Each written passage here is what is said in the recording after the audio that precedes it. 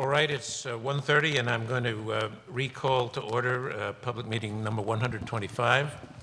We had this morning the presentation by Mohegan Sun. This afternoon, we're looking forward to the presentation by Wynn Mass LLC.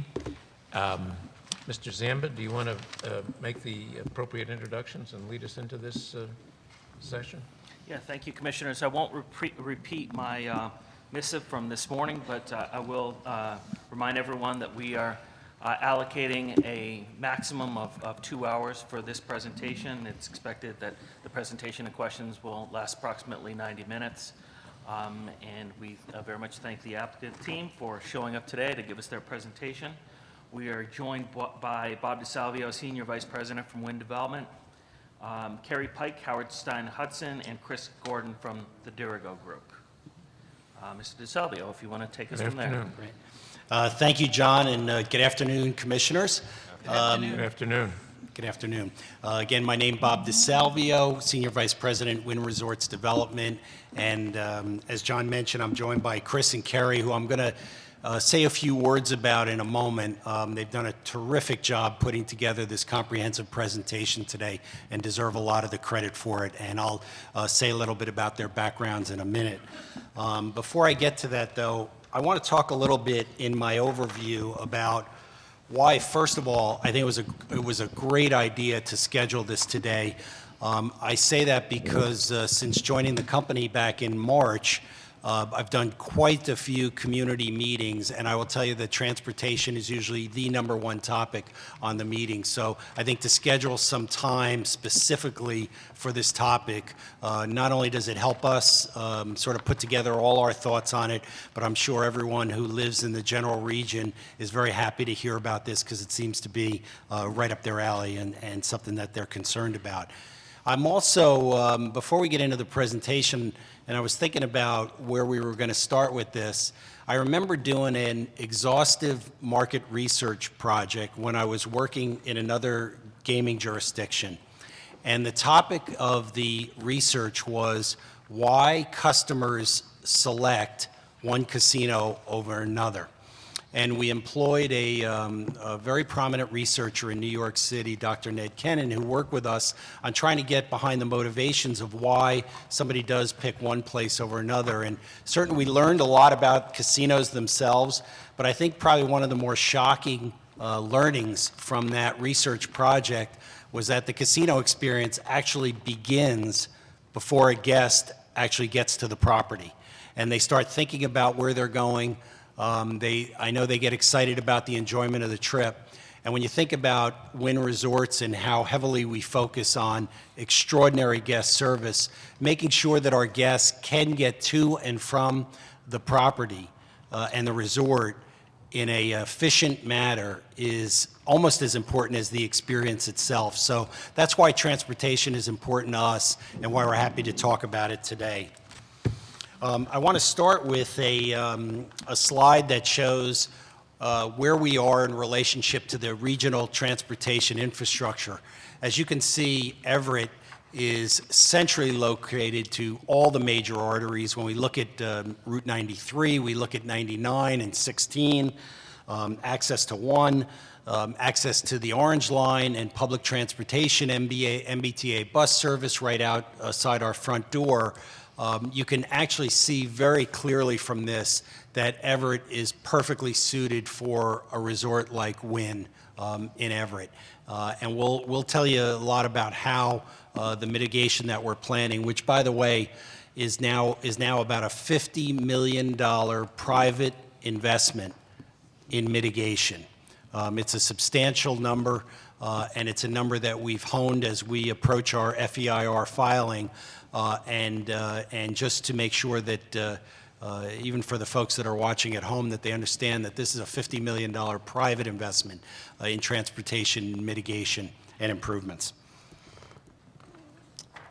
The way we approached the subject was clearly from a holistic, multimodal, sustainable transportation strategy. And by that, I mean we covered everything from rail and bus and bike and car and boats and water transit and walking paths and you name it. We went across the entire spectrum of transportation options to make sure that we at least were thoughtful and we understood how guests might arrive and come to and from the resort and how we can make their stay more enjoyable by providing great access options. For the Wynn project, the MEPA timeline has been something that we've been very heavily focused, and I want to just say that we are very happy to report the results, and I want to start by a little historical perspective of how we got to where we got to today.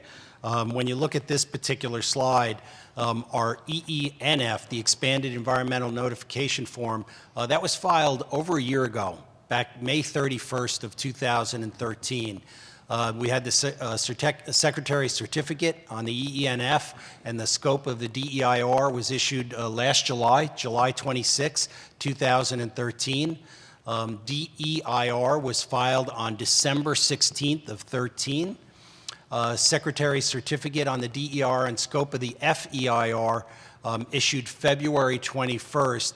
And today, the big news to report is that our FEIR filing will be filed on June 30th. And that's a major step in the project for us. And we are hopeful that we will receive the Secretary's certificate by August 15th. So we've made major milestones, and this is the culmination of years' worth of work in getting our transportation plan in basically its final form. Could I just interrupt here for those, particularly for those who are watching at home, those acronyms may not be self-explaining, and those are all stages. I think it's simple enough to say all stages in the Massachusetts Environmental Protection Act processing that must be carried out by everyone who seeks to build a major project in Massachusetts. So those are steps along the way that Mr. DeSalvio just described. Great. Thank you, Commissioner. I'd now like to talk about the folks joining me at the table here today. Chris Gordon has been a terrific partner through this entire process, a professional engineer, senior lecturer over at MIT and at Harvard. I'm not going to go through the entire Chris warned me not to go through the entire background so he wouldn't be embarrassed, but suffice it to say he has incredible experience. He's got a master's degree in civil engineering from MIT, a bachelor's degree in civil engineering from University of Maine, and I thought one of the awards that I think for me was actually very important was the 2001 Person of the Year for Construction Management Association of America for both the New England region and the country. Chris has been a valuable partner all the way through the whole process, and you'll hear from him in a minute. We're also joined today by Kerry Pike, who's sitting to my right next to Chris. Kerry, as you know, is a principal of Howard Stein Hudson, also a professional engineer, BS in civil engineering from RPI, registered professional engineer in 6 different states. She's been involved in many of the large projects in the Boston area and has worked with us all the way through the process on our traffic studies and our mitigation plans. So 2 excellent professionals that really led the charge on this effort, and I'm very happy at this point to turn it over to Chris. Great. Thank you, Bob, and thank you for having us. We're going to do the briefing in 2 parts. I'm going to explain to you what our transportation plan is, and Carrie's going to get very specific on the improvements. So she's going to walk you through road by road, lane by lane, and explain what we're actually proposing to do for the improvements. I also want to do a couple things at the beginning, not unlike was done a minute ago on the DEIR lingo. I want to just remind, especially people that might be watching this, sort of how we do these traffic studies. It'll be brief, but I think it helps set the stage. If you think about traffic analysis, and this will come up later as we talk about intersections, they're almost always measured by intersections. That's the easiest thing to measure, the most important thing to measure. So when you look at a whole region like we did for this project, we actually have to study, are the intersections functioning? What is the delay time? How are they working? And then we also, the metric that's used is a level of service. And you've heard this, I know, many times in briefings. So today you'll hear a bit more about it. And they're A through F, as you can imagine. Most cities cities are in the D, E range. Unfortunately, some are in the Fs. Occasionally, you get up to the ABCs, but you'll hear a bit today about some of the level of service and some of the intersections and the goals we set to try and have those as high as we could. We also want to talk about how the study itself was done. Four-step process. The biggest step is measuring the existing conditions. We'll show you numbers in a minute, but we did a massive amount of traffic studies here in the region, a number of intersections, a number of cities. We also did traffic studies at other casinos around the world to look at casinos that were close to ours. And this wasn't just going online and Googling. This was actually sending people to casinos to do traffic counts, to watch people get on buses, to figure out what time of day they were there. So there was an awful lot of work done to actually understand how this whole process might work, because these casinos, of course, are new to the region. We then build the no-build condition. And again, that's sort of buzzword, but what that means is we project out a 10-year projection for traffic if we didn't exist. So we went to all the cities and towns around us, we got all their approvals that they'd done through their zoning boards, all the projects, and we built all that traffic into the model. And then to be safe, we added another growth projection on that in case something we didn't think of happened. So then we have the base case in 2023 of all the traffic, what might be there. We then put in our build condition, and I'll show you how we did that, but we actually put our projected traffic onto that network to see what happened. And then, of course, we came up with a mitigated condition, which is the things you do for all these projects to see if we have to tweak anything to make it work. So that's the overview of what we're going to show you today. As part of that, you have to figure out how many trips you're going to generate. So I want to spend just a second on how we did that. First is you have to figure out how many people and then eventually vehicles would be coming to the facility. Some of this is done by national standards. We know how many rooms in the hotel, we know how many seats in the restaurant, we know how big the retail is, and there's formulas that you use to develop that. We did that first. Second of all is what does a casino in Everett, Massachusetts generate for traffic? That's more difficult because there isn't a national standard. There's not for casinos, and there certainly isn't for Massachusetts. So, John, we lost the screen there somehow. So what we did there is we worked closely with the MDOT, the Department of Transportation, to look at benchmarking. And as you all know, benchmarking can be a little bit, complicated. So what we did is we worked on a very long list of casinos. We identified the specific ones that we wanted to look at, and then we sent people there to study those casinos and built into that. I know you have the book in front of you, so I'm just going to go ahead. Well, we can wait for just a second if you want to, so that the folks at home can watch us. There you go. That's it, John. Next, you decide the mode splits, and we're going to show you today how many people we think will ride the different modes. These are things like buses, trains, water shuttles, walking, biking, and we spent a lot of time on that because it's easy to sort of pump up all the non-traffic ones and say, see, we have no traffic, but that's not realistic. So instead, we try to say, how many people really will ride the bus, and how many will ride the orange line? So we're going to show you those numbers today, and we've road tested those with a lot of groups to really get a sense of how realistic they are. Next, we look at how we distribute that traffic around the region. And then finally, that becomes our trip generation for the whole project. So that's sort of the background of what we did. I know you know that, but we wanted to go through that to make sure you saw how that all worked. Next, I want to go back to something Bob mentioned, and was also mentioned by the commissioners. We are in the middle and almost done, I should say, with the MEPA process. And this is out of the MEPA's mission statement. And the thing in yellow we wanted to point out is that it says, and developing enforceable mitigation commitments which will become conditions for the project if and when they are permitted. So everything we're committing to through the FEIR, we're committed to. These aren't things we're suggesting or we're trying to talk about. We actually are formally committing to this. Otherwise, we violate our permits. So all the $50 million worth of stuff we're going to show you today is a formal mitigation. And I know there was a question this morning about, well, what if it costs more than that? We commit to the mitigation. Whatever it costs, and we have that risk. So if the 50 becomes 52 or 48, it doesn't matter. We still have to build everything we put in our package. So what we'll show you today is a firm commitment of what we're going to do. Again, I won't read all these bullets, but as Bob said, we started the process over a year ago with our expanded environmental notification form. That's the first step where you raise your hand and say, we're going to build this project. And in that, we put a lot of information about traffic in that. We did some traffic studies at 5 locations. We proposed a study of 43 locations, meaning that in that document we said, in order to really understand this project, we have to study 43 different intersections. We looked at the 5 initial sites. And this will show you where those were: Santilli Circle, Sweetser, Broadway, Sullivan Square. We knew those were the big issues, so we studied those right off the bat to try and understand those as best we could. In our certificate, in our filing, we proposed everything in blue, which are those 43 intersections. When we actually worked through this with MEPA and with the DOT, that became 57 intersections. So in the DEIR, we agreed to study 57 intersections in 7 different cities. In the scale of traffic studies, and I've been involved in a lot of these, that's big. That's a very large traffic study. We're not complaining, it has to be done.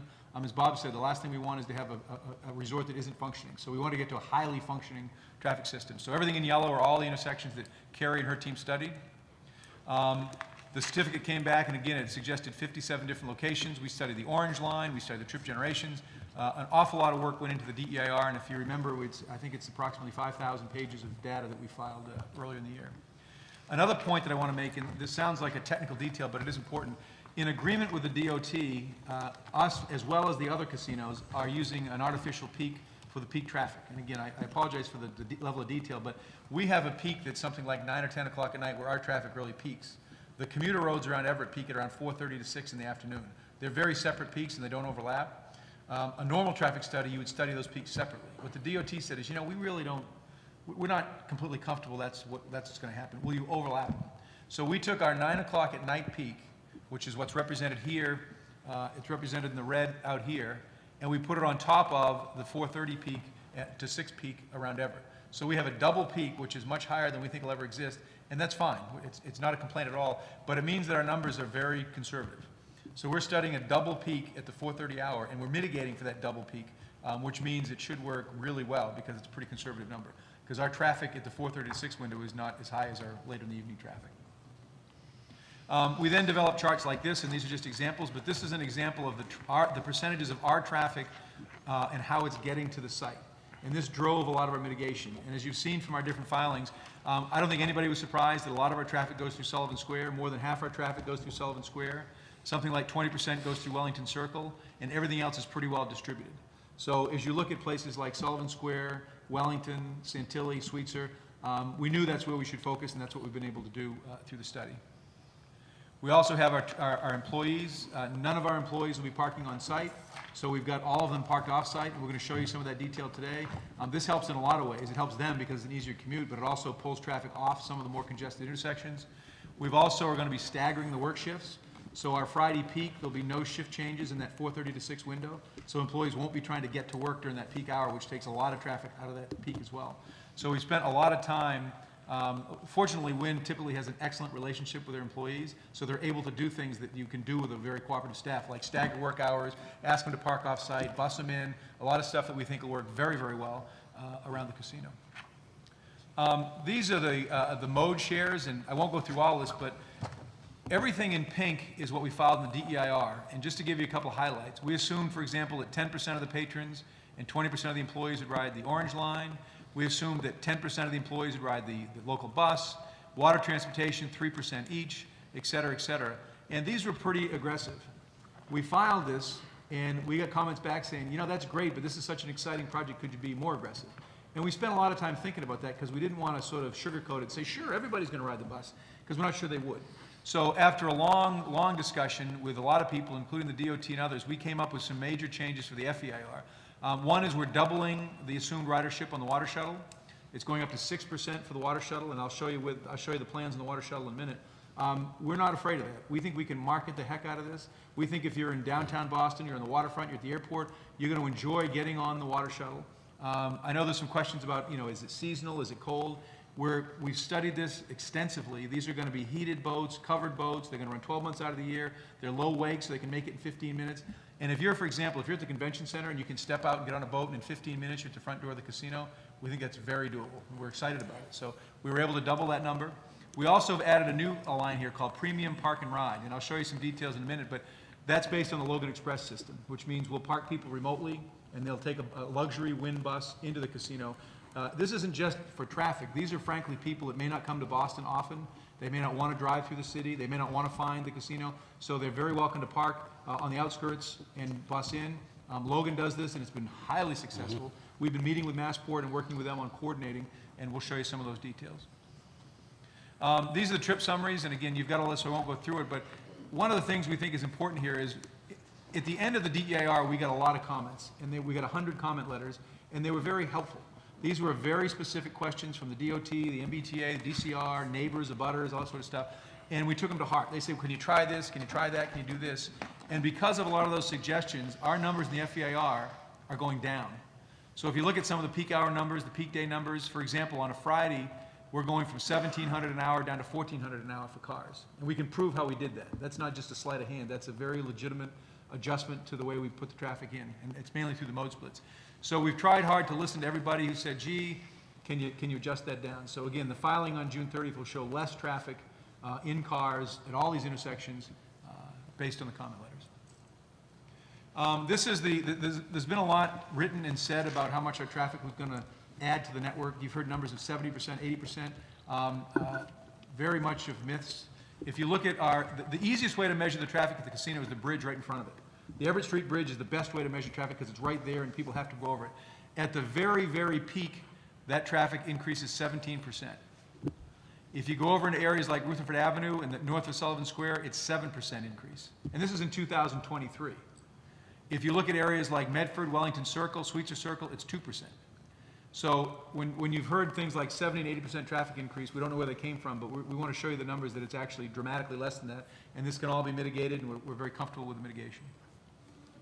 I now want to quickly run you through what the actual plan is, mode by mode, and then Carrie's going to talk about how we mitigate the system to make sure it all works. First is rail connections. We're very pleased with the rail connections. We have 3 train stations very nearby. 2 we think are the best suited for us. One is Malden Center and one is Wellington. They're both very close to the site. And for example, Wellington is a mile door to door, so on a shuttle bus it's a couple of minutes. These are both on the Orange Line. Malden also connects to the commuter line. They're also on the bus lines. So they're very multimodal hubs. So mainly for employees, but also for patrons, they can get off at Wellington, they can get off at Malden. We'll pick them up on a bus, we'll take them right to the front door. And first of all, if you look at this slide, and it's a little light on the screen, but these are concentric circles showing how long it takes to get from some of these stops to downtown Boston. Both Wellington and Malden are in the, let me show you the number. They're both within the 10-minute line from downtown Boston, which, and again, I don't at all want to pick on any of the earlier briefings, but for example, the Beachmont station for Suffolk Downs is in the 15-minute circle. So we're closer to downtown Boston than some of the other competitors are. The other issue is, well, doesn't a shuttle bus take a long time? If you think about the time it takes to get your car in a garage, get your ticket, walk to the elevator, get up in the elevator, walk through the casino, we're going to pick you up at the front door of the station and take you to the front door of the casino. Arguably, that's going to be less time than sort of wandering around the parking garage. So it literally will be, we think, 10 minutes out of Boston on the Orange Line, get on the shuttle bus and go right to the front door of the casino. So we think it's a very efficient mode for anybody who chooses to take the Orange Line. Water shuttles. We are extremely excited about this. We have studied this and studied this. We're doing a study right now with the Boston Harbor Association to figure out how this fits in with all the other water transportation systems.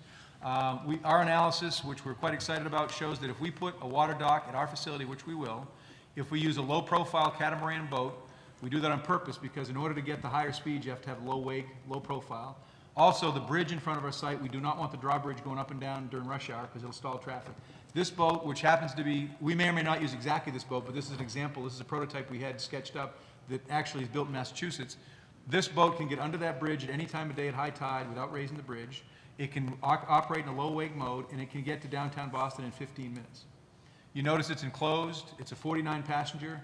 Our plan has 4 of these boats in it, 3 in circulation, 1 in backup. So at all times, there's boats making the route. So it's probably a 15-minute wait, 20-minute wait at worst. So if you end up at the trick is you're probably going to get there at the middle of the wait. It might be 5 or 6 minutes before the boat gets there. So it's a very quick method. The water shuttle dock drops you right at the front door, so you walk into the front door. The two sites we're proposing initially is downtown Boston and also over near the waterfront near the convention center. There was a question we were given this week by the commission about, have you secured deals for these? We've spent a lot of time with different boat operators, dock operators. Most of these docks are required to allow access because it's part of their permitting, so we are very confident we'll get access. Many of them are willing to sign a deal. We haven't actually signed the deals because we don't have a license yet, but we're very confident we'll get deals to actually dock at these docks. We're working with a boat operator right now who has been working with us closely on the budget. They're very excited, so yes, this is completely implementable. We can have the boats made by the time we open. We don't have any hesitation this could be working when we open. This is also a marketing issue. We're not at all afraid of marketing the heck out of this. When you come to Boston in your tourist package, your convention package, your hotel package, it's going to talk about the Wynn shuttle. You're going to know this is how you want to get to the casino. Premium Park and Ride, this is the Logan Express system. And again, we're using Logan Express as an example.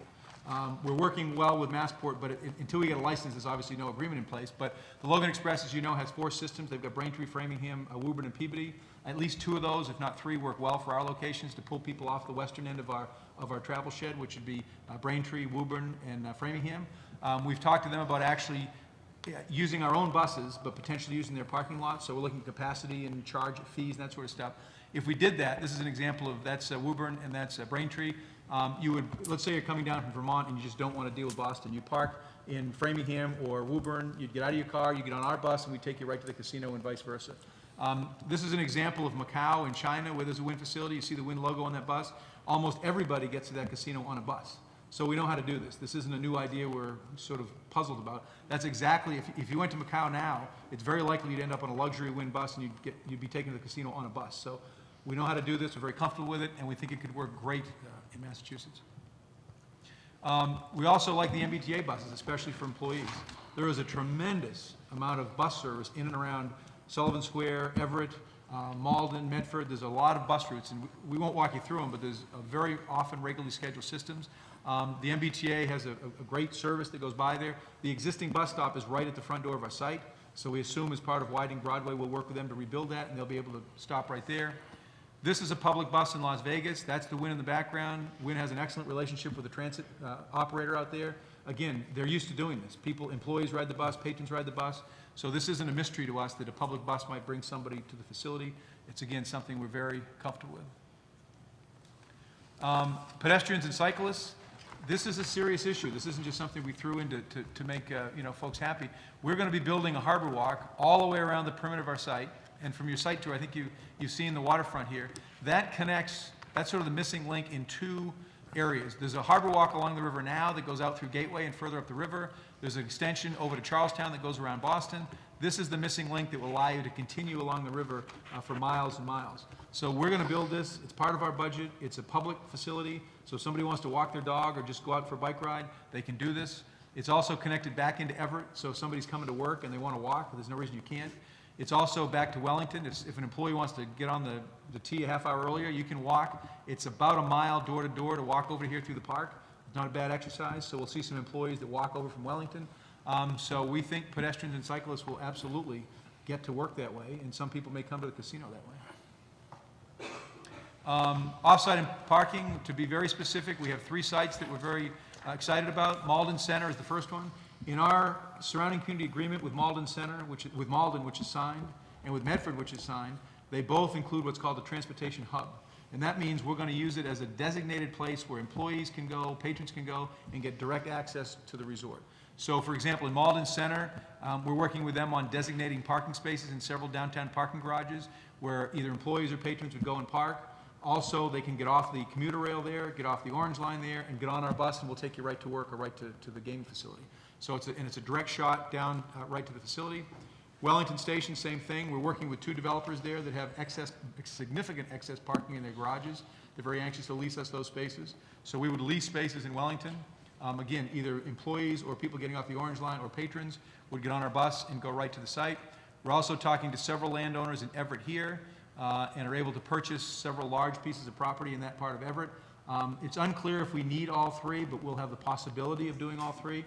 We also can use the Everett one for off-site parking for buses. If you have a luxury bus come down from New Hampshire, we can have a place for them to park. So that would also be off-site. So all 3 of these allow the employees to park and have a shuttle bus that goes directly to the site. We obviously will have an active shuttle fleet, which we've already worked through the details of that.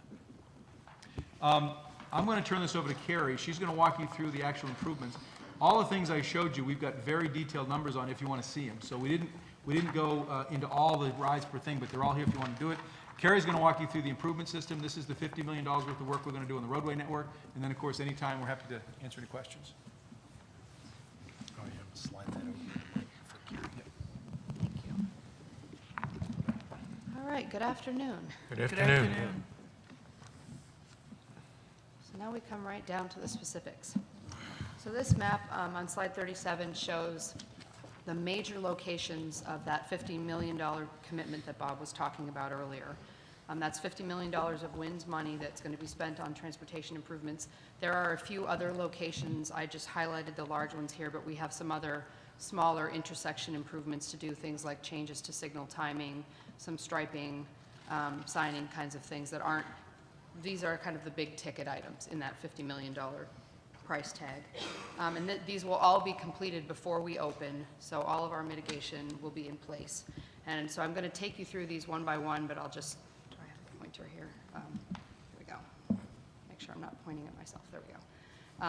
So we have, we're going to show you specifics on Wellington Circle in Medford. That includes some widening and some signal timing improvements.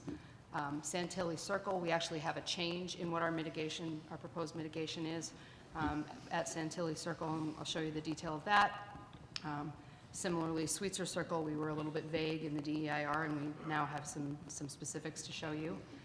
Sullivan Square and Cambridge Street in Boston, some widening and signal upgrades, and again, I'll show you a plan, and then I actually have a couple of videos to show you of existing and proposed conditions that we'll run through. And then, last but not least, although actually we're going to start with it, Lower Broadway right in front of the site, that we're going to be doing significant improvements.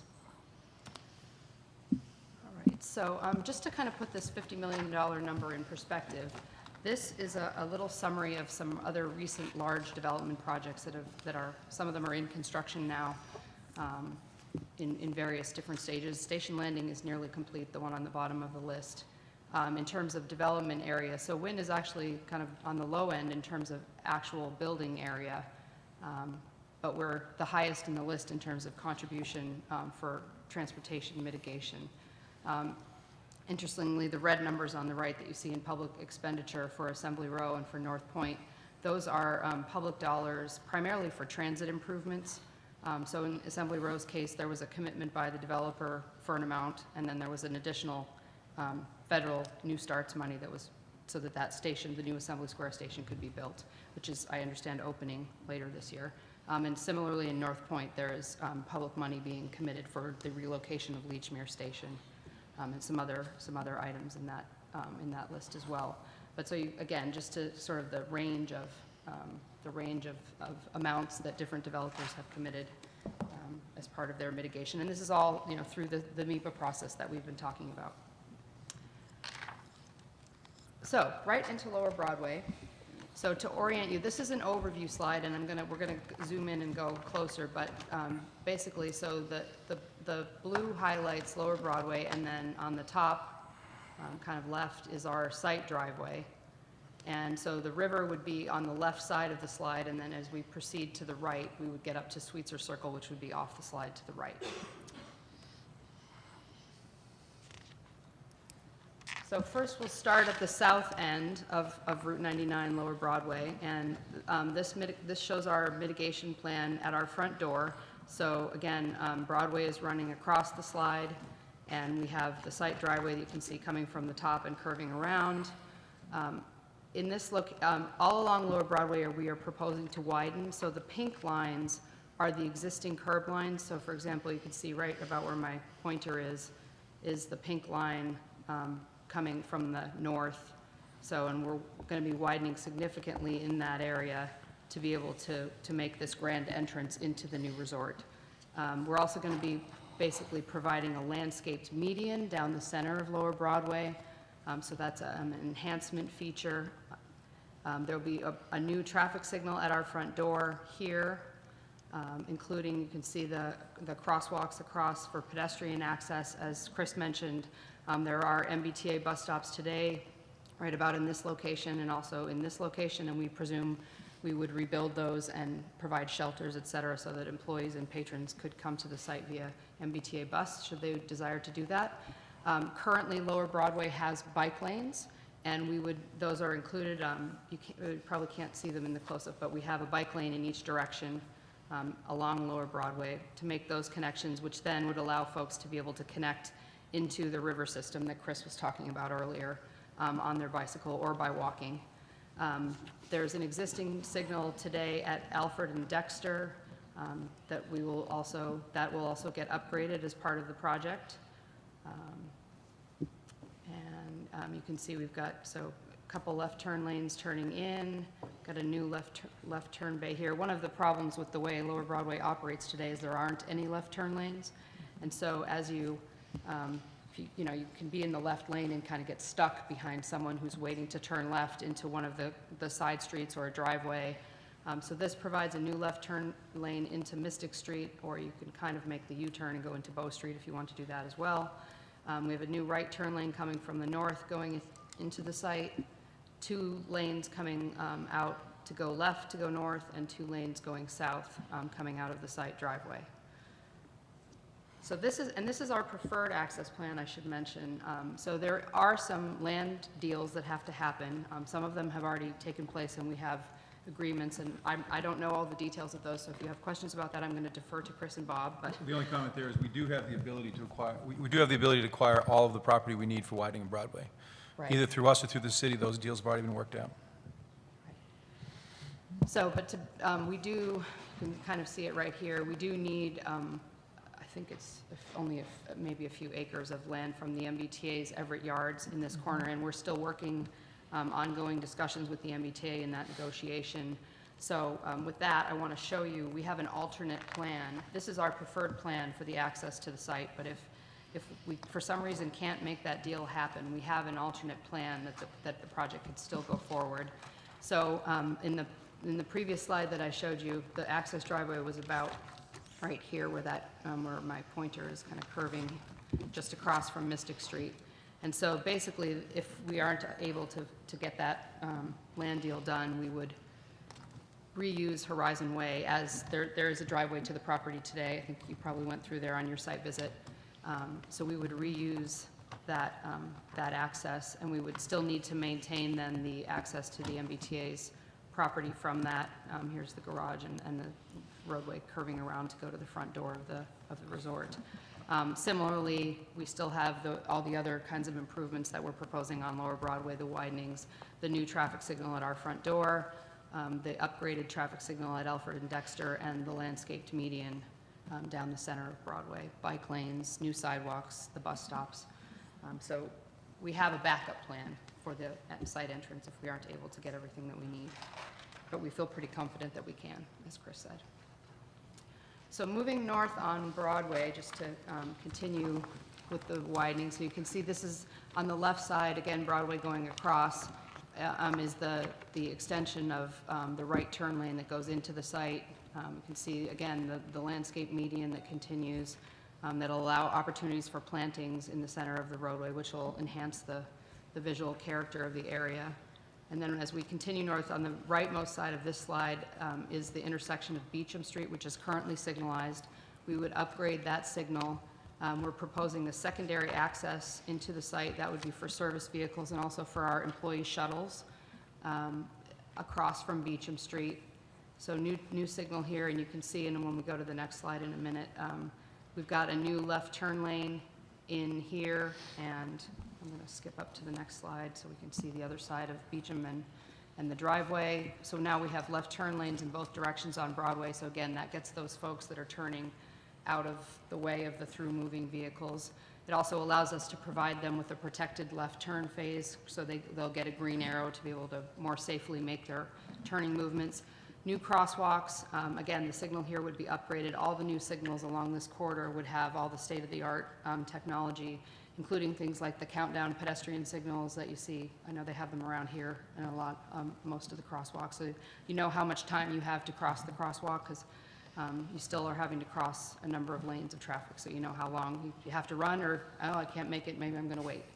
And again, we are able to continue with the median kind of behind this left turn lane in this section. And then the last signal on the north end is Bowden Street, which again is an existing signalized intersection that we would upgrade. And at Bowden Street, we would also provide the left turn lane northbound to turn into Bowden Street. There's a number of residential developments happening up in this corner, and so those folks would have improved access through this project as well. Ms. Pike, Yes. you mentioned something about that access from that signal on the left. I forget the. Beecham. The street over here is Beecham. Is Beecham, right. Right. that this would be an alternative or another access It would be to the casino? It would be a secondary access for secondary access. service and also for emergency vehicles. It's preferred, Service road. but it's Service basically a road. service road. Okay. right. Okay. All right. Any other questions on Lower Broadway before we move on? Okay. All right, so the next location, and this is located up into the north, so this is Santilli Circle. And so Santilli Circle is Route 16, which kind of runs from the top left to the bottom right with the curve in the middle. And Santilli Highway coming from the top, Mystic View Road, which is the main road into the Gateway Center development, and then the frontage road, which connects Santilli and Sweetser Circles. And again, on this slide, the pink lines show you the existing curb lines, so you can see in a number of places we're changing the curb lines. This diagram, which is literally almost hot off the presses, is a change from what we had proposed in the DEIR. We had proposed a complete construction of a viaduct for Route 16, which basically would completely grade separate the Route 16 traffic, more like an interchange. And we had comments on the DEIR from MassDOT and DCR and others saying, could you please look at some alternatives at this location, because MassDOT is taking down viaducts like this in other parts of the state. So most notably, recently, Casey Arbor Way down in Jamaica Plain, and also they're talking about taking the viaduct on McGrath Highway just farther down Route 28 in Somerville. So they said, could you, we're trying not to build more bridges that we have to maintain, could you see if you could figure out something else. So we looked at a number of alternatives, and basically what this does, so this kind of thick gray line is a new flyover ramp that would come from Route 16 eastbound and take traffic out of the circle and out of these two signalized intersections here and here with a direct route to the frontage road that connects to Sweetser Circle. Today, there is a lot of traffic, not just Wynn's traffic, but existing traffic. If you are coming from Route 16 eastbound and you want to go over here to the frontage road, you have to make the right turn. So you have to go through this light, you make a right turn, you come around here, go through this light, and then peel off onto the frontage road. So you have to go through both traffic signals.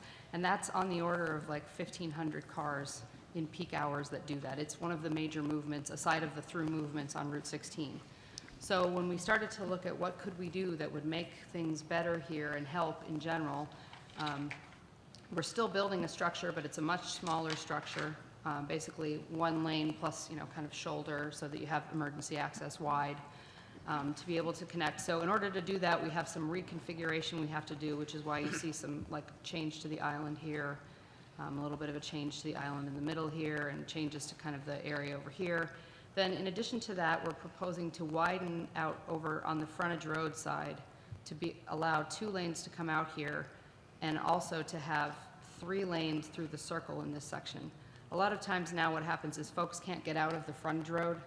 I live in this area, so I can tell you I avoid this on a Saturday because this will be backed up all the way to Sweetser Circle rather. Because this little area right here for people that come off the frontage road or come off of Route 16 westbound and want to go into the Gateway Center, there's not a lot of queuing space here, and so it ends up blocking the access from to Mystic Valley Parkway. So then you have the folks from Gateway Center who come around and they get stuck here and then nobody can go, and you have kind of a gridlock situation. It's not a good thing. So if we provide a little more width here, then folks that are coming from this side that want to go on Mystic Valley Parkway westbound will be able to get by that queue, and similarly we'll be able to process more traffic over here. In addition to that, we're also going to be rebuilding the sidewalks. You can see the kind of peach color that my pointer is following, and crosswalks along this route. Today there isn't sidewalk, but there is kind of a goat path. There are brave people that actually walk through the middle of the circle, believe it or not. So we want to make a safer and try to direct them to a safer access where they will be able to get, and then there is a sidewalk on the park side that connects up into the Gateway Center. So that would again reinforce the connection into the trail system and also into the shopping district.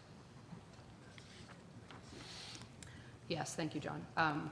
So this is also one of the main ways for folks coming from, say, 93 who get off off of 93 onto Route 16 would have to come through here.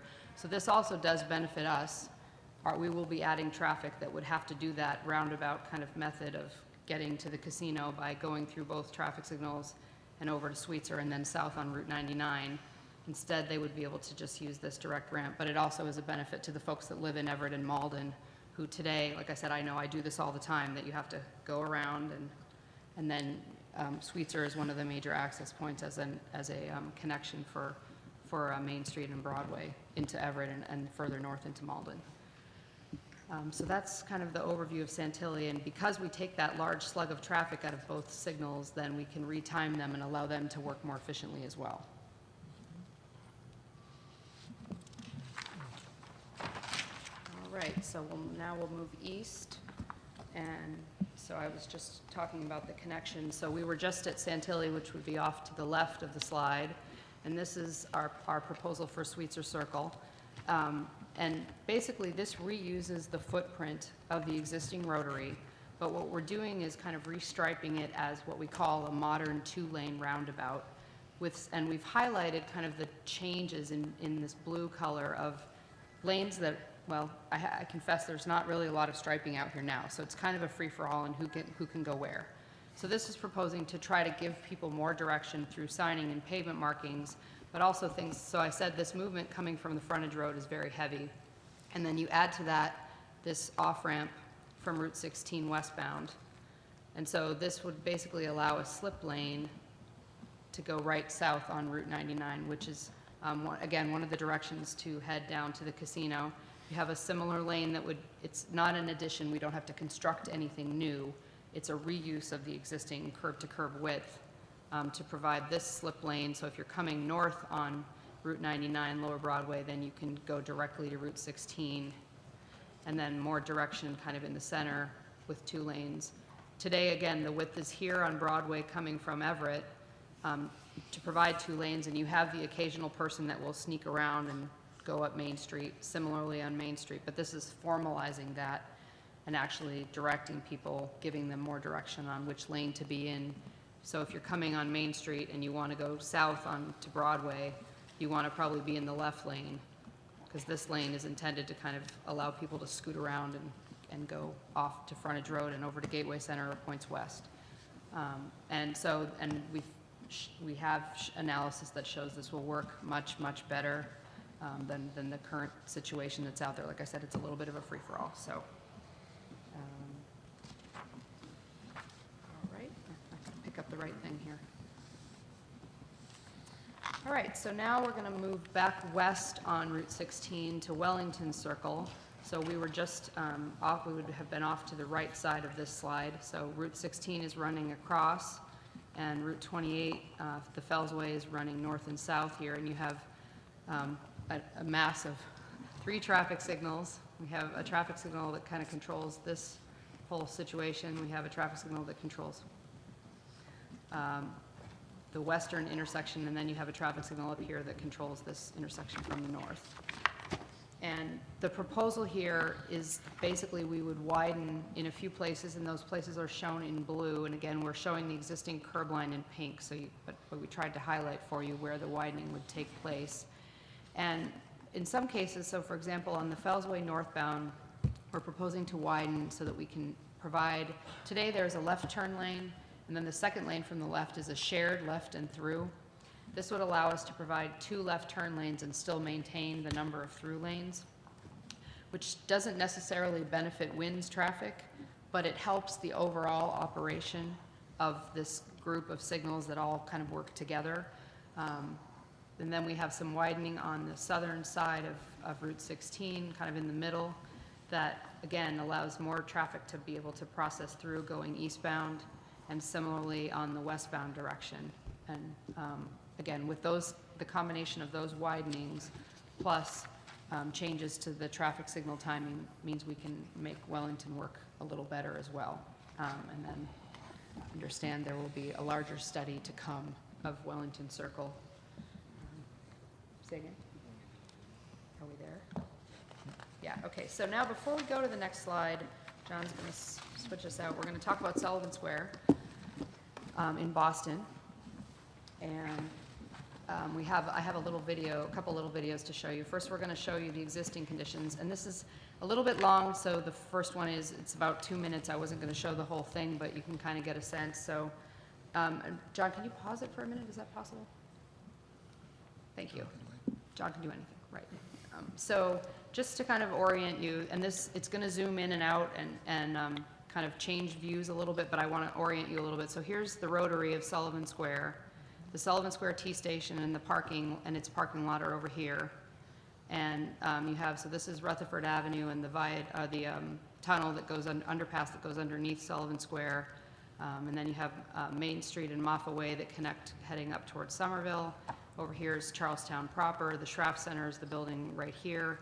And I just want to point out a few things. So you're going to see when we get into the video, for example, over here on Cambridge Street and at the off-ramp from 93, that the cars look like they're driving on top of 93. That's because it's on top of an aerial photo, so I just want to point that out. And also, there's a few places in the rotary where when the aerial was taken, there were trucks in the rotary, so it looks like cars are driving on top of the trucks because my animation, I can't move the trucks off the image. So I just want to point out a few of those little anomalies before we get into this. So go ahead, John, thanks.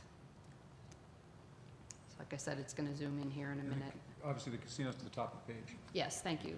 So the Alfred Street Bridge would be just off the top, and then the casino just beyond that. So yeah, the Mystic River is just right here. Oh yes, and so this is ramp CL, which is exit 28 off of 93 North, which is one of the major routes for our patrons coming into the casino from the south and west.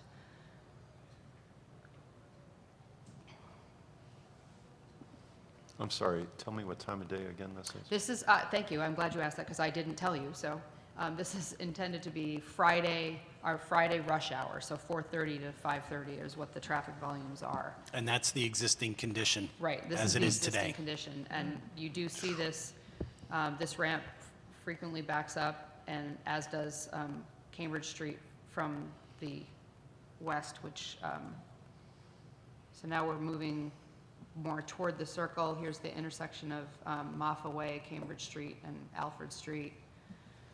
And you can see it works pretty well over here, but you get some backups and some backups. And this signal causes a lot of issues with this whole stretch of Cambridge Street in terms of backups, as we can kind of see here.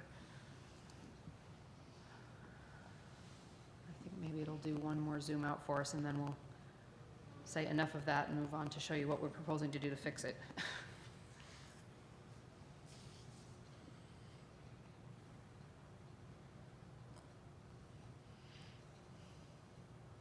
And there's more of a view again of the more residential Charlestown rather, sorry. Okay, we'll pause that, John. And we'll go back to the PowerPoint, and I'll show you our improvement plan for Sullivan Square.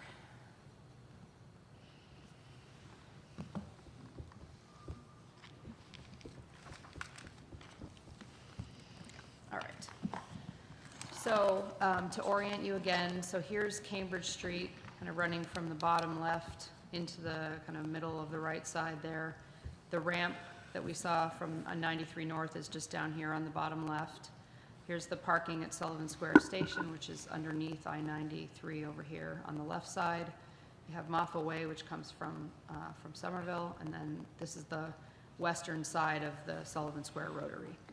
And what we're proposing to do here is to basically reconstruct all of the area that you see in kind of that light gray color, as well as all of the sidewalks, which is shown in kind of the peach color. There would be signal upgrades at the ramp and Cambridge Street, and at Moffa Way, Cambridge Street, and the Rotary. We're also proposing to build a new signal here at Spice Street and Cambridge Street, and a new signal here at Moffa Way, and this is a busway right now. But and this plan is actually based on the City of Boston's larger plan for what they would like, what their current sort of thinking is for Rutherford Avenue and Sullivan Square. And so we said, okay, we have a large slug of traffic that's going to be arriving using this ramp, and this signal causes a lot of the backup issues, as you're going to see in a minute with the, I have a video of this proposed condition. There's also, so this would become more of a fully used functioning, rather than, today it's limited to buses only. But so we have, and then we would build basically all of the new sidewalks, including these little connections around here and heading north toward the Alfred Street Bridge, which is, hopefully, the construction is going to be done soon, but they've built new sidewalks there so that if we had an employee or a patron who came into Sullivan Square and didn't want to continue up to Wellington to get on our shuttle bus, they have the opportunity to get off here and have a well-maintained, accessible sidewalk to be able to get to the resort. So we would rebuild the sidewalk all the way up here. I didn't include makes the plan a little smaller and hard to read if I show you that whole piece, but that is intended to be part of this project, this construction project. And this would then be able to plug into the City of Boston's larger plan for what they would like to do with Sullivan Square and Rutherford Avenue. So, thank you, John. So, one of the other changes, right now, this ramp coming off of 93 North is a right turn lane and a left turn lane. If you drive in the area a lot, or if you just don't know, there are a number of people who use the left lane to turn right, even though technically there are sometimes state troopers that will sit down there and write you a ticket for doing that, because it is signed that you're not supposed to be able to do that. What we want to do is change the signal phasing here to allow that, to allow a double right turn, which makes the traffic flow a lot better. And then coming into the intersection at Moffa Way and the Rotary, we would actually, today there are 4 lanes here, we're just going to basically repurpose them. So we would have 3 lanes entering the Rotary and 1 lane coming out, which is consistent with what the City of Boston has shown in their plans to date. We would also, today there is a bike lane heading into the Rotary. There is not a bike lane, it's just a Sharrow marking coming out of the Rotary. And so we would propose to put the bike lane in on the westbound direction on Cambridge Street. So we would have a full accommodation in both directions. As I said, this would be a new signal, upgraded signal, and another new signal. So four new signals, basically. And so now, John, can we run the mitigated condition video? This is after it's So mitigated. so this is after that plan that I just showed you is built. So you still have the Rotary in the plan, as we can see here. And as with the last video, it's going to zoom in here in a minute. But again, there's the Rotary. Now we're going to zoom in and look at the ramp. And this is the difference. Fixing the queuing issue is all because of this signal.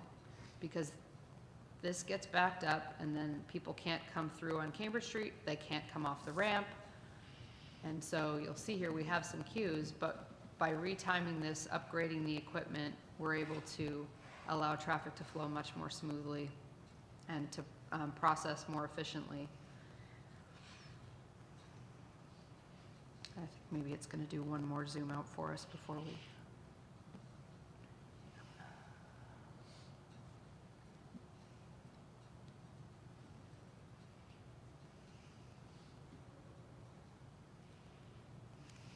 That should be close to the one, John. We ran that one a little faster. The program that we use to create these simulations allows you to tell it what speed you want it to make the video, and unfortunately on the existing condition I told it too long, so that's why the video is a little bit longer.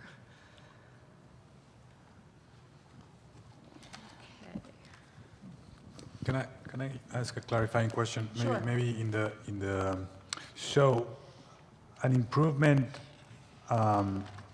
that you're proposing is in between Spice Street and the Circle. There would now be 3 lanes 3 lanes coming out into the Rotary. into the yes. Rotary, where currently there are 2, or it's kind of hard to tell.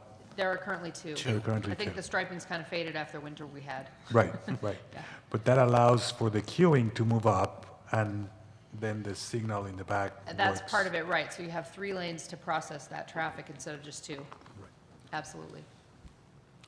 And the underpass for Rutherford Avenue traffic would remain, Correct. and there would, Well, as, in our plan, yes, we're not touching the underpass. And this works with, as you know, there's a big discussion about whether or not it should or shouldn't. This plan is specifically designed to work with either option, whether they decide to keep the underpass or not. right, but you're not, but Wynn is not touching the underpass. Correct. Correct. And Wynn is not touching the other side of Sullivan Circle, where the traffic coming out of Charlestown via Main Street and Medford Street empties into Sullivan's Square. Correct. Right? But by lightening up this, it'll help that because of this, but you're right, there's no physical change at that Right, intersection. right, got it. Okay. Yeah, I think I'll, all right. So one of the other things that wasn't on my sort of summation slide that we're proposing to do is to rebuild what we call the truck loop. So Broadway, near the site, is up on the top, very top of this image. And there are a lot of trucks, there's an industrial area down here off of Beecham Street, and there are a lot of trucks that use this route today. For example, if you're coming out of Boston, the ramps from the Tobin Bridge heading northbound no longer allow truck traffic because they had big issues with trucks hitting the buildings at the bottoms of the ramps. So the trucks, for example, to the Chelsea Fruit Market, which is partially in Everett, are directed to use this route to come up, and a lot of the trucks coming from the south already use this route to use Dexter Street, which is in blue, kind of very on the edge, very on the edge of the slide here, and then come around up Robin Street, and there are more industrial uses on the east side of Robin Street. North is kind of to the top and right, or top and left rather, and then they come up to Beecham and they turn right. So we would propose to try to facilitate that happening and potentially also facilitate the reverse happening by making some improvements. The pavement out there now is in very bad condition. There isn't really a formal sidewalk. We would propose to build a sidewalk on one side, probably this side there are some residents. Make sure that the curves all work for trucks to be able to move through there, not too quickly, but at least so they're not getting jarred by potholes, and that the pavement can then stand up to the repeated wear and tear of truck traffic. This ties in, although it is a little bit of I suppose, a benefit for Wynn for if we are parking employees and we're having our shuttles potentially come this way to come over to the site. But in general, it was just something that, in talking with Everett, it fits into sort of their larger Lower Broadway master plan. They currently are working on funding. They have a design in place for Beecham Street all the way to the Chelsea and Everett city line, but I think they've at least gotten some funding appropriated, although I think the money's not exactly in place yet, and they have their design done, so that would then tie in with this. So that's another piece that Wynn is proposing to build. Just one additional thing on that. We have a weekly meeting with the City of Everett staff, and we go through all the transportation issues. So a lot of the stuff like this that has been in their mind for a long time, part of the reasons in our plan is because those weekly coordination discussions where they really tried to impress upon us some of the stuff they'd like to get done in and around Broadway. So this has been very carefully coordinated with them and their outside consultants to try and fit into their bigger picture. Right. And then finally, I want to talk a little bit about our transportation demand management program. Chris alluded to it in some of his earlier slides, but this is a lot of the different types of things that Wynn is going to do to encourage, and not only encourage, but really incentivize both patrons and employees to get out of their cars and use alternate modes to come to work or to come to the resort. And so for employees, things like a guaranteed ride home. So if they know if I do take the T and I have an emergency, my child is ill and I have to go pick them up at school, for example, I have an option to be able to not have to be waiting for the T to get home and make that happen. Things like that. Subsidies for Charlie cards, both for employees, but also having Charlie cards available on site for guests so they can ride the local bus or take the water shuttle and then connect into Boston to the regional transit network, and providing information about those services that are available, providing Zipcar on site. So again, an employee doesn't have to have a car because if they need a car, they can get one. One of the things that was suggested in our comment letters for the hub was to add a Hubway station on site. This would be the first Hubway station in Everett. Hubway has expanded to Somerville and Cambridge, and so again, it's another option for folks to be able to then take a Hubway bike and, you know, with our other amenities, things like the new harbor walk and things like that, and be able to bicycle around the area and then bring the bike back. not have to worry too much about bringing your own. Providing covered and secure bicycle parking in the garage for employees. There will also be showers and lockers available for employees so they can bike to work if they want to and be able to take a shower and clean up before they start their shift. The patron and employee shuttles, we talked about going to Malden and Wellington. We looked very closely at whether or not we ought to put shuttles into the new Assembly Row station or into Sullivan, and there are already MBTA bus lines that go into Sullivan. So we thought, let's don't duplicate service where there is already pretty good bus service coming out of Sullivan Square. Assembly Row is very challenging from a transportation roadway network standpoint, and so we didn't propose to put shuttles to that new station, primarily because you can't get there from here on the roads. We did look into the potential of a water shuttle connection or also a pedestrian bridge. Both of those don't seem feasible at this point, but that doesn't mean we might not explore them in the future. And then the water shuttle, Chris talked a lot about the water shuttle already, our proposed water shuttle service into downtown, which again, we're very heavily going to market to both patrons and employees to be able to use that to get to the site and also to get into Boston if they want to visit other places. And those, we have a very detailed incentive package that will be as part of the FEIR. I think that's it for me. I'll turn it back to Bob to wrap it up.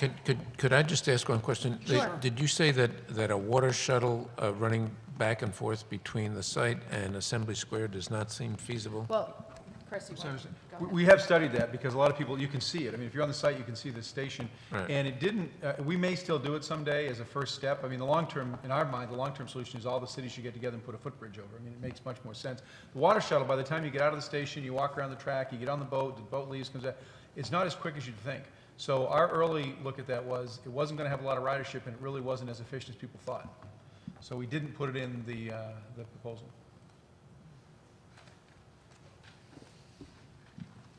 Okay. Thanks, Chris and Carrie. I thought they did a terrific job really summarizing what we feel is an extremely comprehensive and exhaustive analysis. As I mentioned in the overview, it's a holistic, multimodal approach, and I think that's really the only way to look at something as complicated as a transportation to what would be a Wynn Resort in Everett. We've mitigated all of our traffic as required. We have ongoing monitor and always will be looking at refinements along the way, and it's a high-performing transportation network. I think actually, on top of all that, probably the biggest news of all is that our team is now ready to do our filing on June 30th and move on towards the Secretary's certificate, which would position us extremely well for handling all of our traffic needs for Wynn Resorts. So with that, we want to turn it back over to both the commissioners as well as your consultants for any questions for the team. Great, thank you very much. Commissioners? I had a couple questions for the team.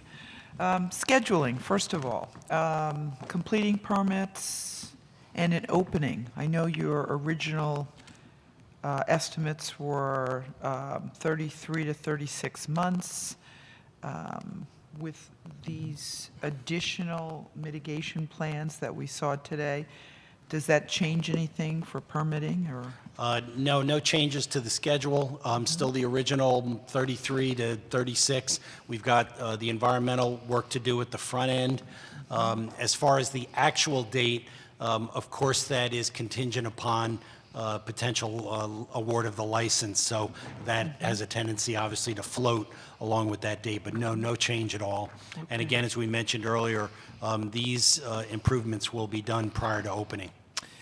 Which leads me to my next question, which is many of these mitigation plans are outside the city of Everett.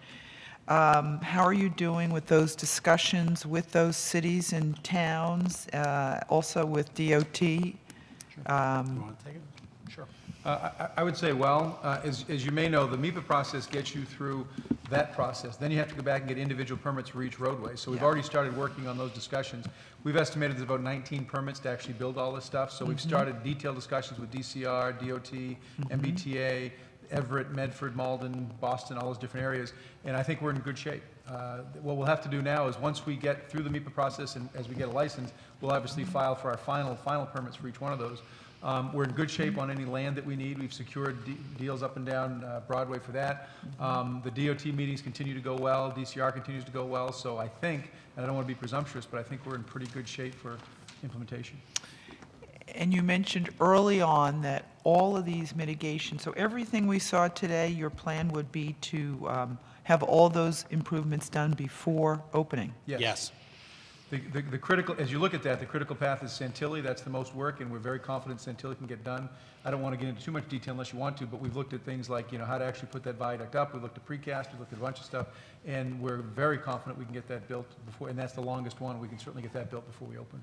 Okay, thank you.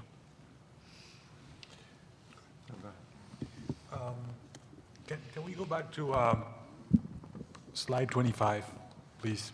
Because it tells a little bit of the story of your evolution between the draft and the final The mode splits. DIR, the mode splits. Yep. So is it fair to say that you highlighted the additional numbers that you could get with water or the premium park and ride based on comments?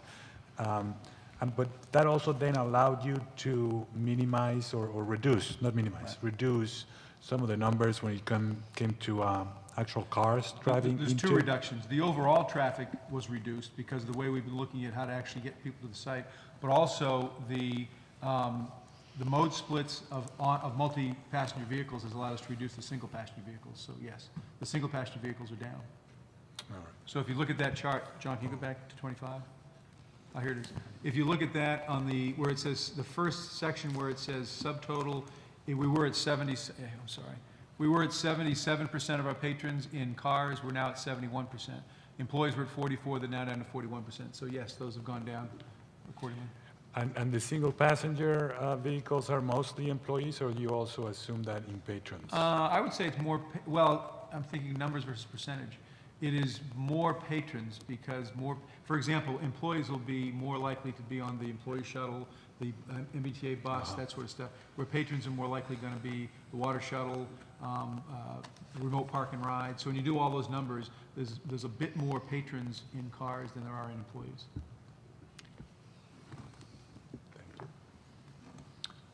I had a couple of questions. First of all, you talked about using some of the other, I think Wellington Station, kind of these MBTA spots as transportation hub. Are there any agreements or approvals you need to have from the MBTA to cycle your buses through? Both, well, the location in Wellington we're looking at that we're working with a developer on, no, because it's private property. Okay. The Malden Station, we're still working out exactly where we would park a bus. There are city garages, and then there's the MBTA station. So depending on if the bus is more at the garage or more at the station, if it's at the station, we would want to work out an agreement with the MBTA because they control that area. If it's more at the garage across the street, it would be with the city. So as we get into more details, we'll figure out where the bus is going to stop and then decide which place we need to get a. And the city of Malden's been extremely cooperative on trying to make the arrangement, and they're a transportation hub as part of our surrounding community agreement. Okay. On slide 27, which is your change in Friday PM peak hour Yep. volumes, I'm assuming an assessment of all of those locations and access percentages would be smaller if you look at regular rush hour times or anything else where it's not your peak, the percentage of change in volume build versus no build would be smaller. That is this is, The real, well, we There's- call this in the document the real peak. which is the rush, sorry to interrupt, but the road rush hour, the 4:30 to 6 is what this is. Okay. Our peak, which is much later at night, it actually, the percentage looks higher and the traffic's a lot lower, because the background traffic is a lot smaller, so our added traffic makes the percentage go up, but the actual traffic goes down. Okay. So this is a worst-case scenario, in other This words, is right, when the real peak when is. the real peak is, right? Correct.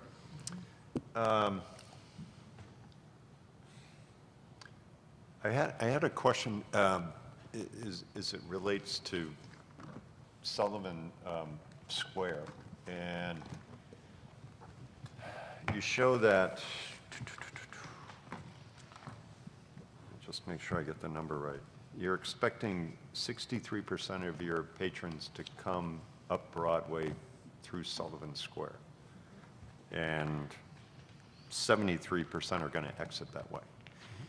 How does that 63 divide out? Is that 60, you John, have can you go people to that- coming in? Can you go to I think slide- from 99, you also have people coming in off 93. I We'll think have it's Carrie walk slide you through. 23. You'll take that. Yeah, I will. There's a slide that shows it. Yeah, that one. This one.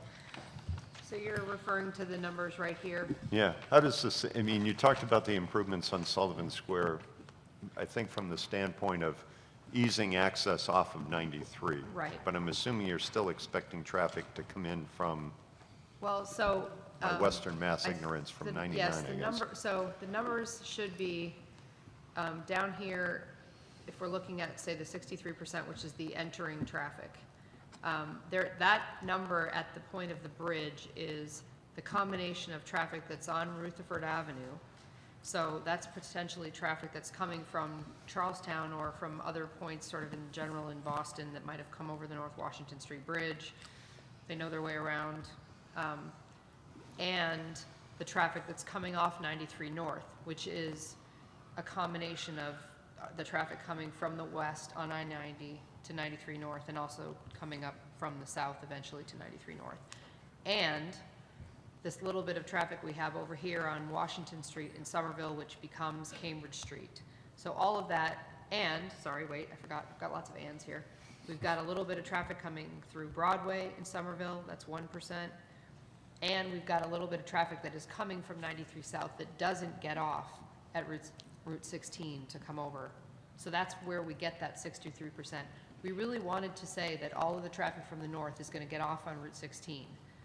But I think for people unfamiliar, it's probably more likely they're going to get as close to the site as they can off of a regional highway and then get off. So that's why it's possible that some of that, I think it's only 5% that come down all the way down to Sullivan Square from the north, for example, might actually get off at Route 16, and that would be how we would, so for example, on the resort's website, that's how we would direct people. You can work with Google Maps and have them, direct people at certain ways in the GPS program, so when somebody puts it into their GPS, it'll tell them, go this way to get to the Wynn.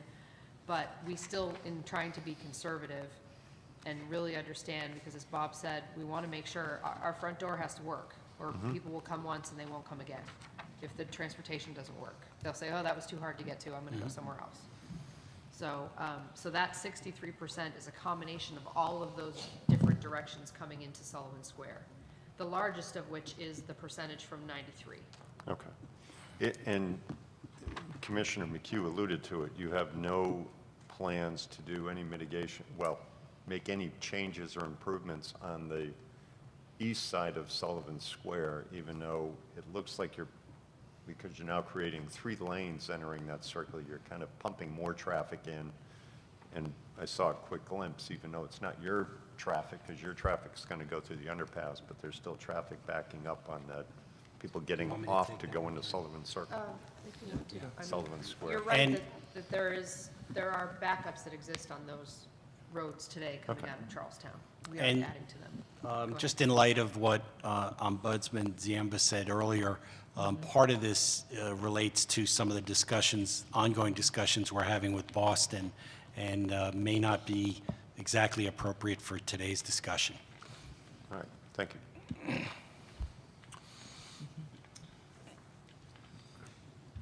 Are you finished, Bruce? Yes. I had 2 questions. One dealing with this, and if this is still in discussions, then tell me as well. But you said that this option, these upgrades work regardless of whether the underpass remains or it goes to a surface, goes to the surface choice. Could you just show me how the surface choice would work with this? Well, they both roughly follow the alignment of the current underpass. As you know, there's been a long discussion in Charlestown about whether or not at some point they should upgrade this whole route. Right. The surface option is more of a boulevard. It's 2 lanes in each direction plus parking with some park space on each side that roughly, not exactly, roughly follows the underpass. And then the circle goes away and these roads all get connected out to that in perpendicular intersections, if you will. So these roads come out, as does Main Street and the other ones. So for example, if they did the surface option here, these roads would come out to a signalized intersection intersection here, this would go out to signalized intersection here, and it would function that way. Got it. If they left the underpass, they've got a version which, again, I don't have it here, but the circle also goes away, but they have a surface road system on each side of that. In some cases, they've got decking over it, and the roads still come out to intersections that are generally in the middle of that right-of-way now. In all options, the actual circle itself goes away, and you get more of a traditional street block system, because they really like to create some development parcels. So you end up with more of a grid of street blocks that they could develop. So that would increase the number of intersections and consequently the number of signals that would be needed to feed the traffic through those Yeah, intersections. and part of that's, and I don't want to speak for the city because they spend Right, years. no, on I this, understand, I understand. But part of that is intentional, is a traffic calming approach they've got for the boulevard, Right, which means they don't right. want a thoroughfare. So a few more intersections with properly timed signals, as long as the traffic can flow through there, they don't mind that it might take a little bit more time to go through that way. And one thing I'd like to add is that we thought long and hard about the changes that we were going to make in relationship to this larger plan, and wanted to make sure that any of the work that we did would work under any scenario. Because the last thing we want to do is make all these changes, then have another project start at a later date and have to rip up the work that we already did. So the way we designed this is it could easily be connected to whatever option the city of Boston actually settles on. All right, thank you.